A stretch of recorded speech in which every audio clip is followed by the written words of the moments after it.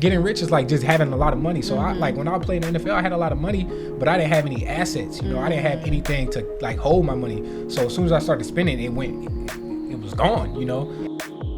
Welcome back to Eat and Talk, everyone. My name is Yusra. And I'm Gilbert, and we're back with another episode again. This time we have a special guest from the NFL to, owning his own properties and investing, and then to an author too.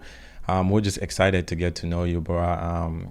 We went to college together, NDSU. Shout out to NDSU.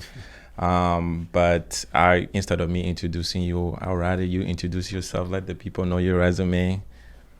So my name is CJ Smith, former NFL player. I played 2.5 years in the NFL, then became a personal trainer for a little while I was transitioning. I personal trained at the YMCA. After that, I transitioned into real estate. I became an investor.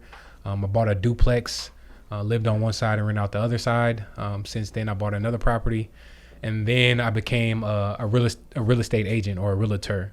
And since that was 6 months ago, and since then I've just been helping people buy and sell houses. Congratulations on that, and we're definitely going to deep down into all that stuff and get you to elaborate on more on all that your investments and all that stuff. But absolutely, we have a lot to talk about. Yeah. So let's start with CJ. Let's start about your background.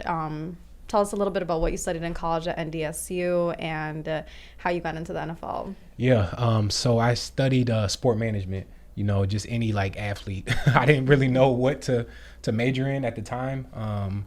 So I was like, what's the easiest thing? And that's what it was. It was sport management for me. Do you think a lot of athletes studying that? Is that major? No? So what is sports management for those of people who don't know? Man, I honestly don't know. No, I'm joking. So it's if you were working, you can be what's it called? Athletic director, or something like that. So like a sports recreation director. So say I worked at the YMCA as a personal trainer. So there's a director who oversees all the personal trainers, So if you're in sport management, you can do things like that. So it's just like business, but it's sports orientated.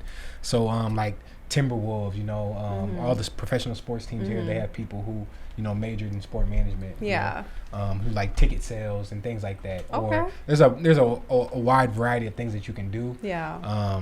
And I think when we were there, it was new, the degree, the program. Now it's starting to sprout out a little bit more. I wouldn't major in it again, but yeah. What would you major in now if you had the choice to? Business for sure. I agree. I didn't major in business, but that's what I would choose right now as well. 100%. That's awesome. I majored in business, so I don't think I won't go back to school, but I did major in the right degree and all that stuff. But how important was it playing sports in college for you?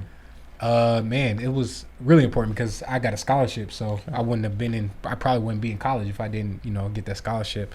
And then just the discipline, we had so much help, when it came to our grades, studying and things like that. So from an academic standpoint, it just helped a lot. It kept me focused personally, just to have that accountability. So what's your take on, I know we're going to go back and forth, but so what's your take on athletes getting paid now in college? Oh, I support it, as early as you just mad it wasn't at your time, huh? I'm not even hating, but I wish, it'd be awesome if I could have did that. But I think it just we were having a conversation before this about branding yourself, right? So you take off they're not paying us, right? So at a young age, especially because college football is a lot of black individuals at a young age learn how to brand yourself and make money off of it, and I think that's awesome that they can start doing that, then. Well, shout out to them for doing that. I think we all supported at the time that the conversation was happening. So yeah, absolutely. 100%. No, well deserved. So you started playing football. Is that the main sport that you used to play in college or high school growing up? Yeah. So I just played basketball and football. Okay. Yep, just basketball and football. Decent basketball player. And then how did you get into the NFL? Obviously you worked hard to get into the NFL, but tell us about the process of how you went from, not everybody that plays college football, obviously we know, gets into the NFL. So 100%. Tell us how you got into that.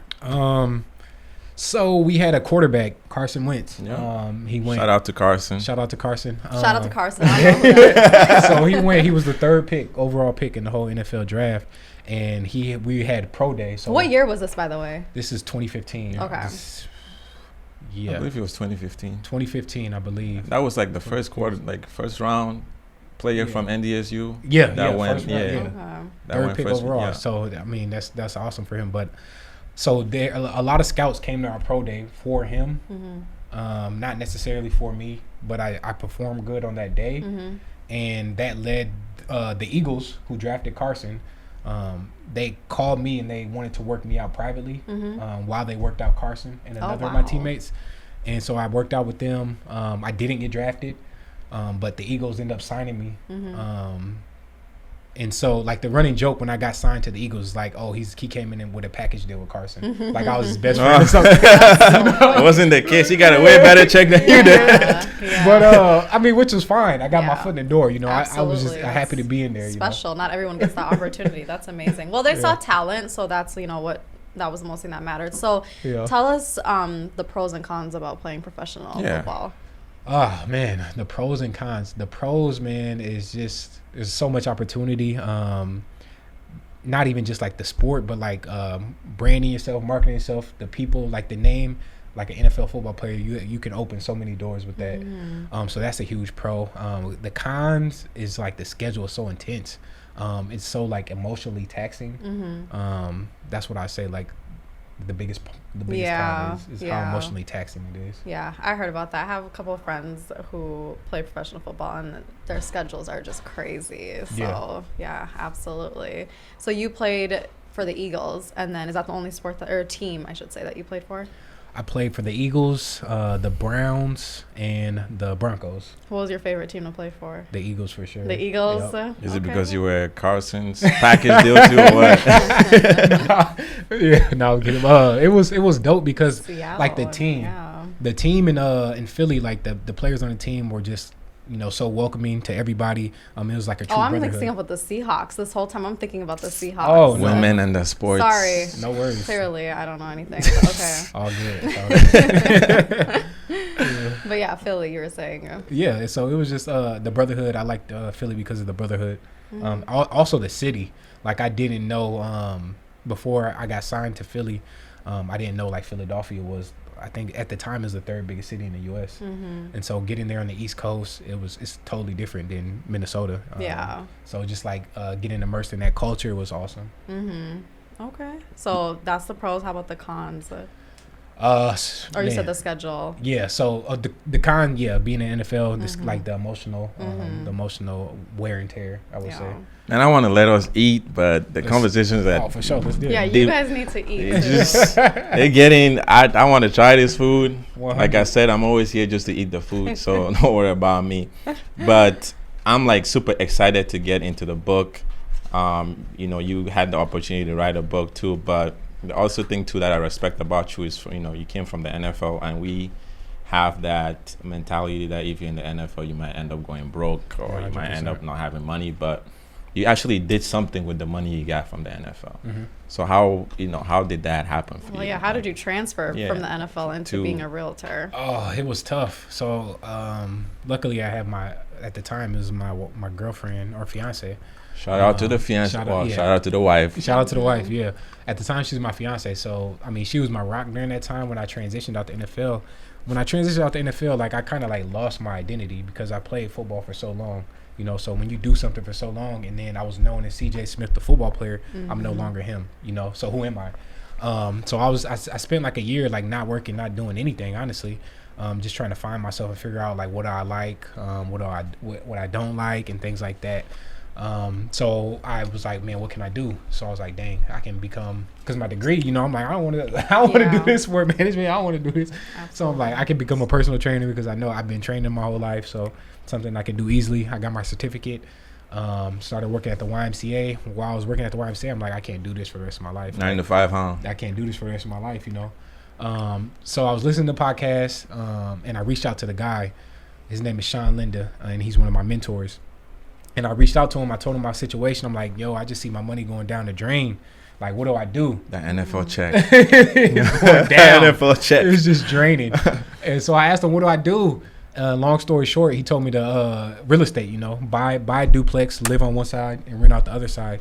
And then which he covers that in the book. Yeah, for sure. You know, so if you can get rid of your rental expense, and then you can save that money and take it and reinvest it, you know. So Did that and saved up, bought a duplex, saved up, and then bought a triplex after that. So shout out to Sean for giving me Shout out to mentors, though. I think that is a big thing. That's a big thing, right? Absolutely. No, that's awesome. I'm actually even studying for my realtor exam right now too. So hopefully I'll get licensed. You guys heard it here on Edo Talk first. So this is why I was really excited about this interview, to hear a little bit more about it. So tell us a little bit more about real estate. What do people need to understand when they're getting into this field and studying for it? Give them the brief. Let them read the book too. Let them read the book, but just summarize things. But highlight some things.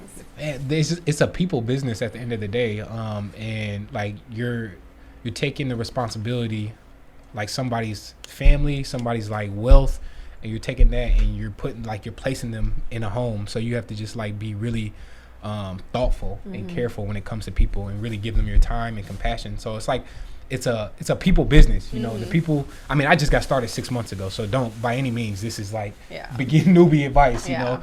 But from what I've seen, the people who like succeed in this business put other people first. That's what I would say. So relationships, you have to be a people person. That's the number one thing that I heard, is you have to be a people person. Exactly. And he definitely highlighted that in the book too, about having a team when it comes to starting, even investing or even looking for a house. You have to make sure the team is right.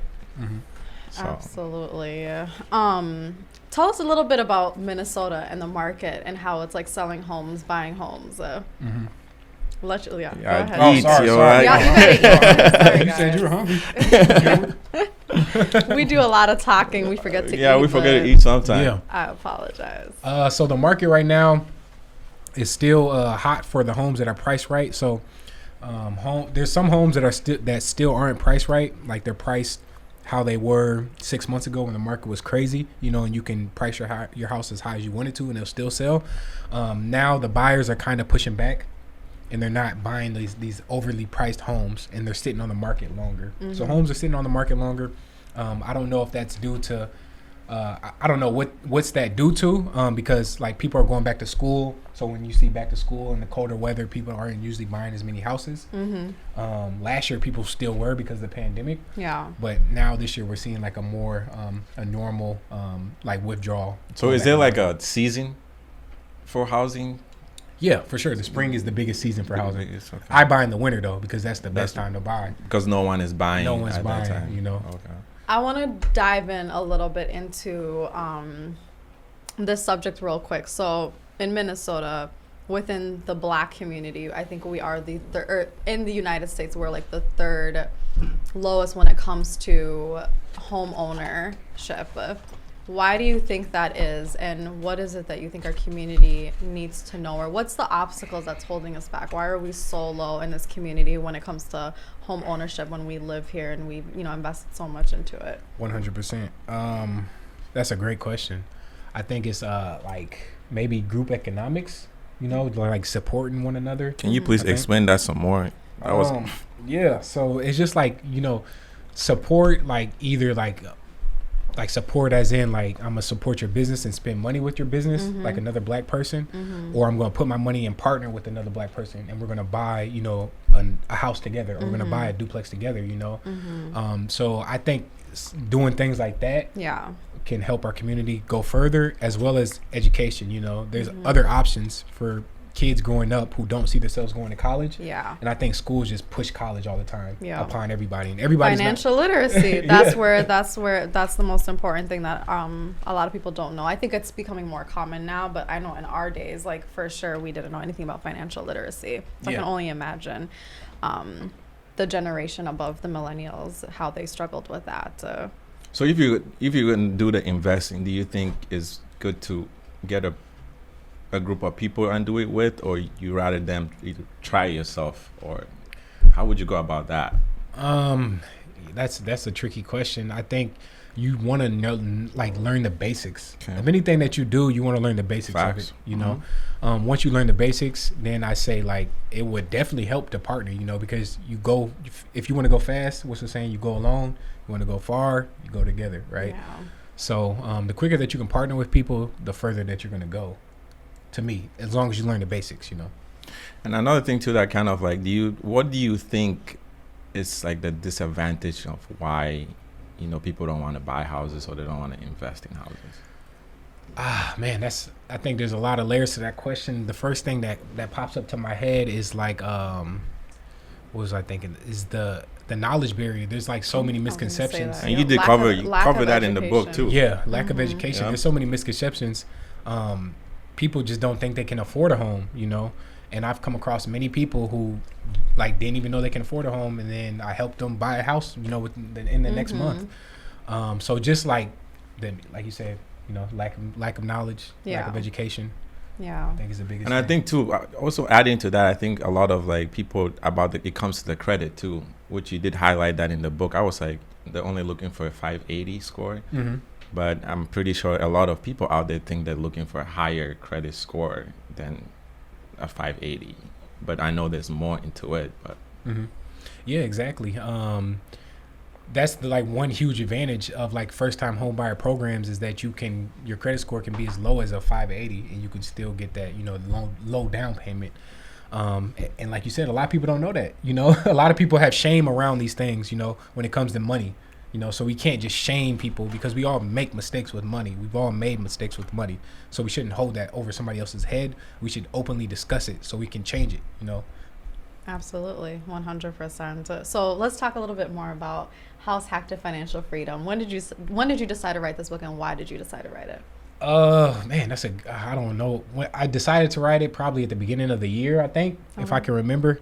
I wanted to write it just to, you know, put the word out there that there's alternative ways to build wealth outside of buying, you know. The book is a must read. That book is it's a must read book. Outside of renting a nice apartment because your friends are doing it, or outside of like trying to buy a new house, like a brand new house, a big house, there's different ways to build wealth, you know. And for me, what I've learned when I was on my transition from the NFL and I saw my money going downhill, this was the quickest way to, you know, to bring the wheels back on the car, you know, and progress and grow my wealth rather than subtract it.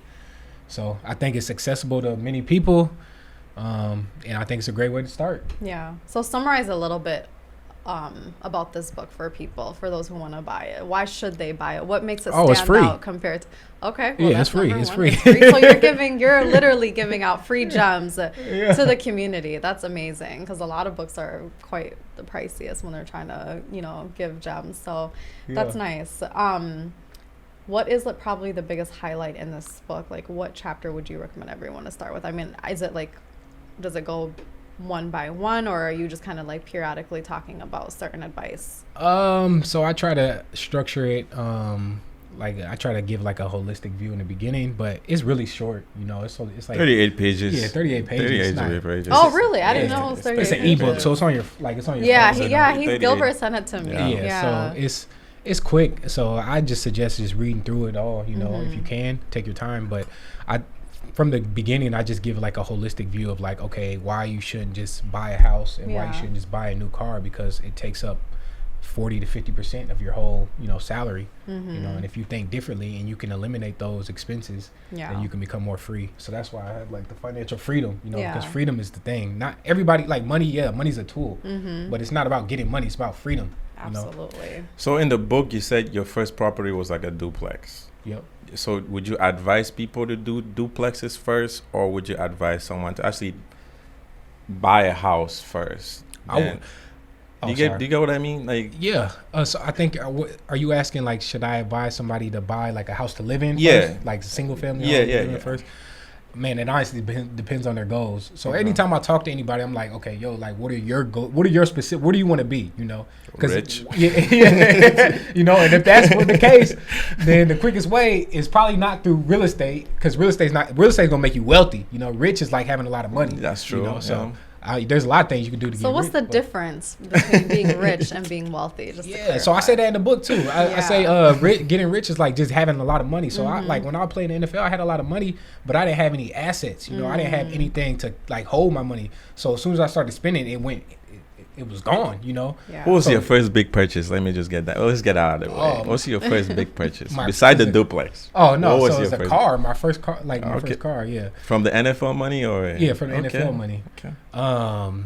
But yeah, so like when you're wealthy, like you have assets to pay for your lifestyles, you know, for the things that you want.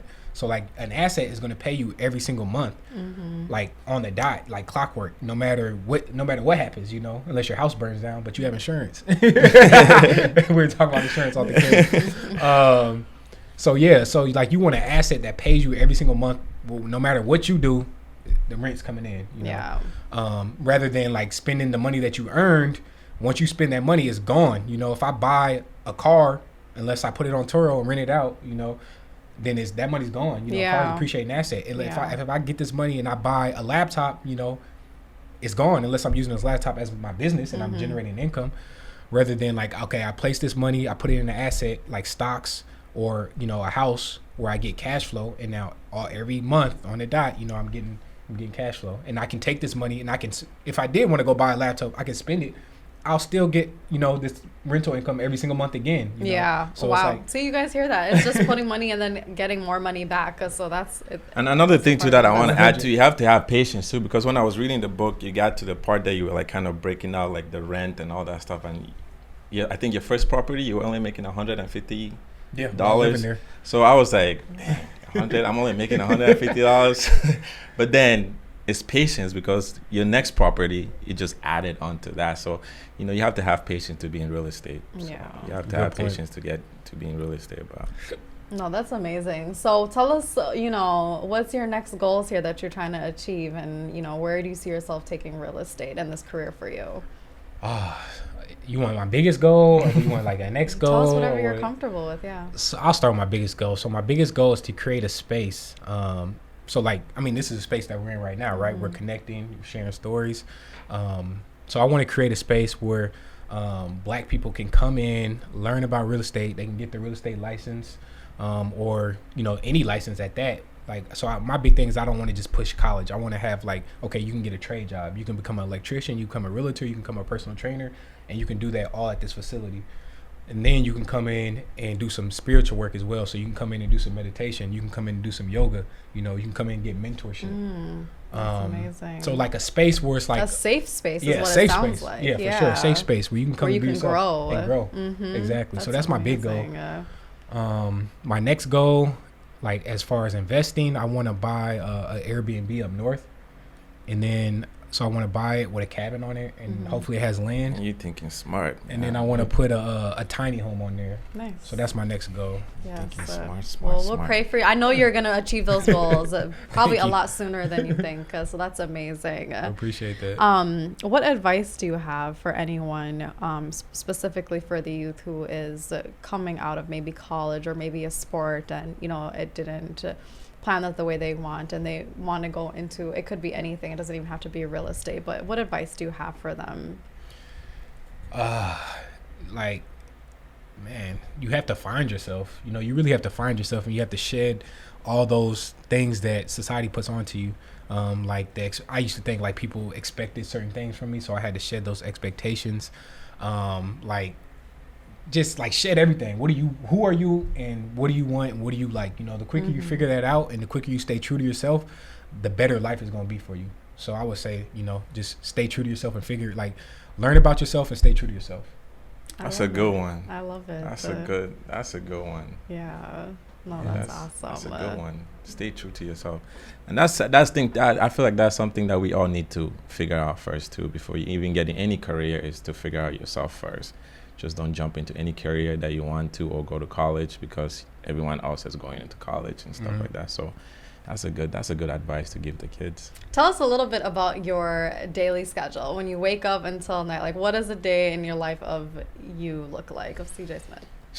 Do you want the version where I'm like structured, or you want the version? No, we want the raw, authentic. I heard meditation, so I don't know if you. Oh man, I don't do it. I don't do it all the time. But so today, I woke up at like 7:15. Got ready for a showing that I had to do at 9. So in between then, I was really on my phone. Really, I was just tweeting or texting or something. I'm trying to grow my brain right now. So from between like 7:15 and like 8, I was just like on my phone. because today's the first of the month, so like people are paying rent. So I like made it, whatever. So anyways, after that, I got ready, and then I went to go show a woman this house, and she's an immigrant, and so her family just moved here from Africa, or not just moved here. They moved here from Africa like a while ago, but they live in an apartment, and they're paying a lot of money for rent. And somebody who I sold a house knows her, and she recommended her to me, and she's like, you could spend that money on a mortgage, right? So long story short, I was showing her homes. We saw about 4 or 5 homes until like noon, and then at noon I went back to back home and was just like trying to think of my brand. So whenever I'm not working, I'm still kind of working, because I'm just trying to like brand myself, so how can I market, how can I grow my newsletter, how can I push out this book. And I'm really huge on Twitter. I'm not huge on Instagram, I can't lie.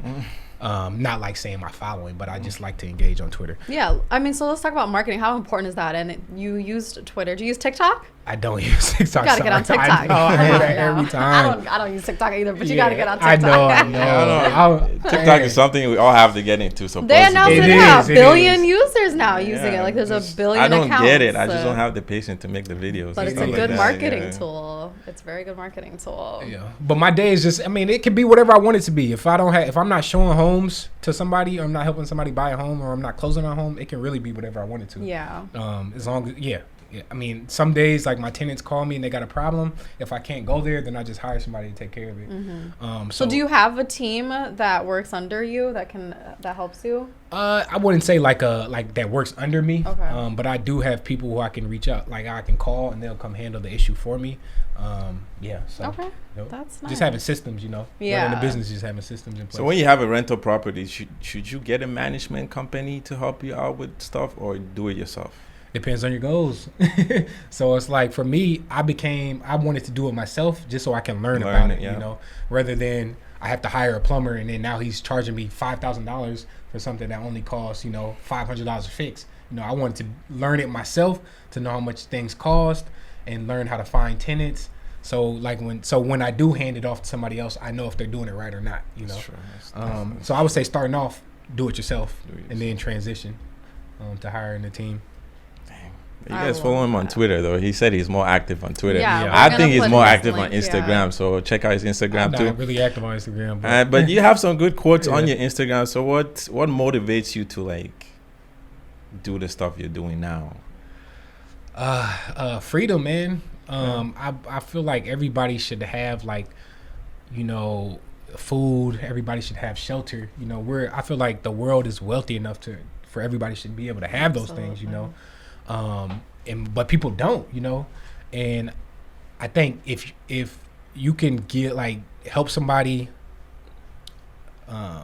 live free, like financially free, then they can take their talents, and start a business that can change the world, So it's not like I'm trying to change the world specifically, but I'm trying to help people become free, so that they can, So like they don't have to worry about their mortgage or their car payment, They're not worried about paying all their bills. They're worried about being creative, or giving back to the community, or doing something like that rather than just stressed over their day job. So really just like helping people become more free with their time. I love that. No, that's amazing. Everybody needs to buy his book. Where can they get it from? It's free, but where can you download it from? Where can we find this? So you can find it on my website at smithcj.com. Or you can go on my Twitter or my Instagram, CJSmith_6. Okay. We'll make sure we put that in the. We definitely, we'll link it. Yeah. This is such a competitive field, though. Real estate. I notice a lot of, realtors are starting to come up, which is amazing. I love that because we need it. Like I said, our community is lacking with that. So anyone who is looking to work with you, why should they work with you over Jonathan next door? That's just an example. I don't know who Jonathan is. Yeah, just because I put relationships over transactions. You guys heard that, relationship over transaction. Yeah, so I'm really just going to take my time. I'm not. A lot of people become a realtor to make money. I'm not in it to make money. You already made the money. Yeah. I invest in real estate to make money. I help people buy because I understand the power of buying your first property or your next property. How much power it can have, like in your life. Like when you take this property and you owned it, maybe you own it for 2 years, right? And the values go up, and you want to buy another property. you can do that if you know how to, if you know how to take the equity out and do that, So I'm trying to coach my clients towards their goals. So that's why I would say work with me, because I'm trying to coach you towards your goals, not my goals, not my intentions, whatever you want, What's your biggest success story so far with the client? Man, I helped a client. I think I kind of mentioned it earlier. One of my high school friends, he reached out to me. Wow. And he had a little bit of debt, a little bit of school debt. It was like $20K, and he had a good job, and he didn't think he could buy a house, and he didn't have the down payment saved either. So he reached out to me because he's just like he was just thinking about it, So we sat down, and like the next day after we sat down, I got him qualified to buy a house with down payment assistance. And then like a week later, we found a house for him and his fiance that he's gonna live upstairs, and he's gonna rent out the downstairs on Airbnb. But anyways, when we closed on the house, he only came out of pocket $1,000, and I thought that was amazing because that is amazing, yeah. Like the way that we negotiated the deal, it was amazing. Like he only came out of pocket $1,000, buying a house that's going to generate him income. So I'm like, man, it was just awesome, for him and his Did family. you include that in the book? Is that one of the stories you included in the book? So. Yeah, I just slightly mentioned it. I didn't okay, put it out there like I that. saw that because I saw like the $1,000 down payment that the closing that he paid $1,000. So I was like, oh. Yeah, and he had to do that. Like they made him. Otherwise, it would have been $0. But they were like you have to contribute. I ain't gonna give you this shit for free. No, Airbnb is such an amazing business right now to invest in, to like actually rent out like your homes and everything, and it's growing a lot in Minnesota, especially after the Super Bowl. There was a huge rise within Airbnb properties, so that's awesome. Shout out to your friend. Yeah, shout out to him. I got all my answers question. I'm going to read the rest of the book because I only read the first couple pages. But is there anything else we want to ask our superstar guest? We can have him. I guess. It's all about the book. We only bring the best here to eat and talk. Yeah, so. I got more questions for him. But before we let you go, I just wanted you to like kind of like touch briefly on, getting qualified for a mortgage or getting qualified to get a house. Yeah, 100%. So first, I would say your credit score. Yeah. Credit score has to be 580 or above. And if you don't know anything about a credit score, there's so many resources online. Like you can YouTube it. You can literally YouTube it. You don't need to pay anybody to fix your credit. Just go on YouTube, learn how to do it yourself, So you can help yourself and you can help your family. But long story short, you need a 580 credit score. You need a job. So like a lot of people, I don't know why a lot of people talk down on jobs, but you need a job. And you need to have been working there for 2 years because you need 2 years of tax returns. You need like 3 months of recent pay stubs from that job. And then from there, it all depends on how much you're making, So do you go to the bank first? Or do you scout for the houses? You go look for the houses first to see kind of an idea of what you want, then go to the bank. Which one should you do first? You should go to the bank first because you might be disappointed. Okay. You guys heard that first. So go to the bank to find out how much you can afford. Okay. And if you're qualified to begin with. Okay. Yep. And tell them a little bit about the game of purchasing a home that's a fixer-upper compared to buying a brand new home. Which one is a better investment? I think there's in between both of those is the best. Yeah. So for me, I mean, it depends on what you want to do first off. But to me, I want something in between. I don't want something that's all the way fixed up because that means I can't add value to it. And then I don't want something where I go in there and I'm like, yo, like what am I going to do? Like I'm scared. I'm not there yet. My like career skilled enough yet, to handle something that's like a real fixer upper. Yeah. So I like something in between. I used to watch so much HGTV with my mom. That was like our favorite pastime. That and the Food Channel. And so there was a show, I forgot what it's called, but they would. Their realtor would help them narrow down like 3 homes, and one was like something you'd have to really fix up. Then they had the middle option that you said, and then they'd have like something very modernized that you don't have to do a cent with. But I remember, choosing something in the middle was always the best option because you got more bang for your buck, and you had time to do your own improvements and your own personal touches. Sometimes you might not like freaking gold marble floors. You want to do your own thing, or something. So, no, that's awesome. No, CJ, we want to thank you for coming, though. But we always, leave people advices. Do you have any advice you want to give someone out there? Someone watching, the kids, the future NFL players, future home buyers? Man, I don't know if I have like any one thing that I want to say. You did say, find yourself and find be yourself true to for sure, and be true to yourself. And the last thing I would say is just don't let anybody tell you no. I think that's big in real estate in general, because like when you go to a bank, some lenders are going to tell you no, but that's different than another lender, So just like don't let one person tell you no when it comes to real estate. Don't let one person tell you no when it comes to like your business. Don't let one person tell you no when it comes to like your life in general, So yeah. I love it. That's awesome. Thank you so much for coming. Like Gilbert said, very much appreciate it. And, we always love to invite our guests back someday just to see how everything is going, hear more success stories. But we're going to link the link to your book, your website, your Twitter, your Instagram, all of us, so people can start following you and connect with you, because we definitely need that. So thank you. We're going to let him eat now, y'all. Yeah, you can go ahead and eat and sign the sweater definitely. too. And sign our special sweater, our sweater Hall of Fame. Thank you guys so much for tuning in. Until next time. Thank you guys for having me.